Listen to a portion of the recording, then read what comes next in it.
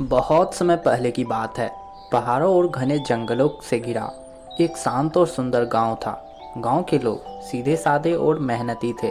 यहाँ के लोग अपनी खेती बाड़ी और पशुपालन से अपना जीवन यापन करते थे। इसी गांव में रामू नाम का एक किसान रहता था, जो गांव का सबसे ईमानदार और मेहनती इंसान था। उसकी एक प्यारी सी बकरी थी, जिसका नाम मीरा था। मीरा कोई साधारण बकरी नहीं थी।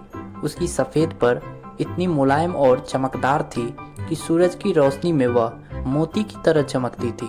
उसकी आंखें बड़ी और चमकदार थी, जिसमें वह मासूमियत और समझदारी की प्रतीक लगती थी।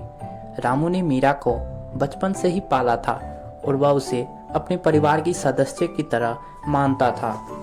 गांव के सभी लोग मीरा को पसंद करते थे। बच्चों से लेकर बड़ों तक सभी उसकी मासूम हरकतों से बहुत खुश रहते थे। मीरा गांव की सबसे प्यारी बकरी थी और लोग उसकी देखभाल बड़े प्रेम से करते थे। वह हर सुबह रामू के साथ खेतों में जाती, हरी घरी घास खाती और ताजगी से भरा दूध देती।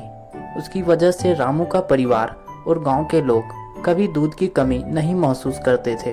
लेकिन किसी को अंदाज़ा नहीं था कि मीरा के भीतर एक खतरनाक रहस्य छिपा हुआ है। कुछ महीने बीतने के बाद गांव में अजीब अजीब घटनाएं होने लगी। हर रात गांव के जानवर अचानक गायब हो जाते या खेतों में तबाही मच जाती। लोग सुबह उठकर देखते तो कोई गाय, भेड़ या कुत्ता गायब हो चुका होता। कभी किसी के खेत में सब्जियां और फसलें बर्बाद मिलती। गांव वाले इस बात से परेशान हो गए थे। पहले तो उन्होंने सोचा कि ये किसी जंगली जानवर का काम है, लेकिन धीरे धीरे ऐसी घटनाएं की संख्या बढ़ती गई और लोगों को समझ नहीं आ रहा था कि यह सब कैसे रोका है। गांव में डर का माहौल बनने लगा था।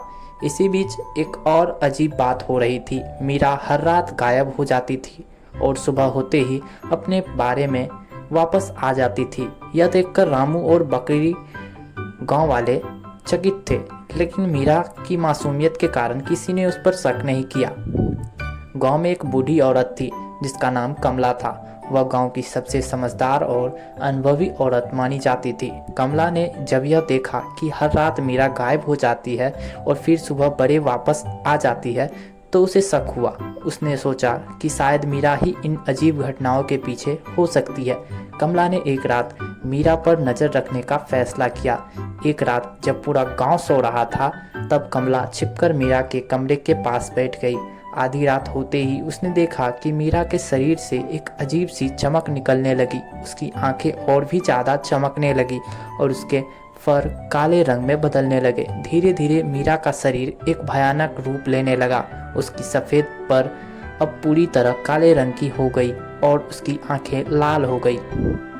मीरा अब कोई साधारण बकरी नहीं रही, वह एक खतरनाक डायन में बदल चुकी थी। कमला यह देखकर बहुत ही हैरान हो जाती है। उसने देखा कि मीरा ने अपने जादू से एक गाय को बुलाया और उसे गायब कर दिया। कमला को अब पूरा यकीन हो गया कि गांव में हो रही सारी घटनाएं के पीछे मीरा का ही हाथ है। अगले दिन कमला ने गांव वाले को इकट्ठा किया और उन्हें मीरा के डायन बनने की पूरी बात बताई। पहले तो किसी को विश्वास नहीं हुआ, लेकिन जब कमला ने सारी बातें विस्तार से बताई तो गांव वाले सन्न रह गए। किसी ने कभी सोचा भी नहीं था कि मीरा जैसी मासूम दिखने वाली बकरी इतनी खतरनाक हो सकती है। गांव वाले ने मिलकर फैसला किया कि उन्हें इस समस्या का समाधान करना होगा। गांव में एक बुजुर्ग पुजारी थे, जो जादू टोने और मंत्रों के विशेषज्ञ थे। गांव वाले ने उनसे मदद मांगी। पुजारी ने कहा, इस डायन को हराने के लिए एक खास मंत्र और झाड़ू फूंक की जरूरत पड़ेगी। उन्होंने गांव वालों को बताया कि डायन को तब तक ही हराया जा सकता है जब वह अपनी असली रूप में हो, यानी रात में। अगली रात गांव वाले पुजारी के साथ इकट्ठा हुए। सभी लोग छिपकर बैठे और मीरा के डायन बनने का इंतजार करने लगे। आधी रात होते ही मीरा फिर से उसी भयानक डायन में बदलने लगी।